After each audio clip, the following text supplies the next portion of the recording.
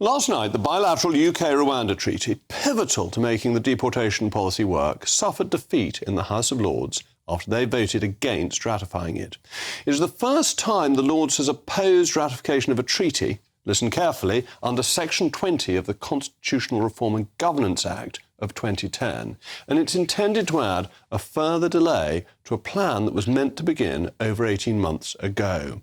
Now, the real legislative meat of the plan is in the Safety of Rwanda Bill, which will come to their lordships soon, but this vote shows the mood of the upper house. In essence, it is rather, unsurprisingly, an attempt to frustrate and delay the government's migration policy, and it's been led by some very distinguished peers, one particularly who said something which we're going to quote in a moment, who claimed not to be an unelected nobody, but usually somebody who says they're not an unelected nobody is precisely that. Let's hear from him himself. I have been offended by criticism, some of it aimed at me and others who spoke out on the Rwanda subject, that we are unelected nobodies who are simply put here to obey the rule of the democratically elected House. My lords, that is not our role. One of our roles here is to protect democracy, sometimes to protect democracy from itself.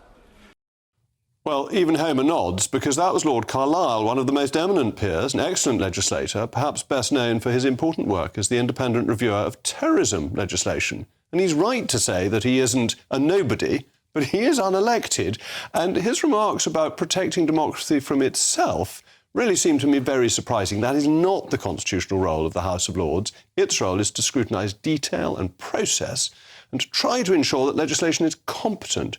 Posing the underlying politics of legislation is not really what it's there for. It's more there to delve into the fine print, and under the Salisbury-Addison Convention, the House of Lords is not meant to block legislation, at least at second reading, that is in elected parties' manifestos, and reducing immigration was in the 29 manifesto.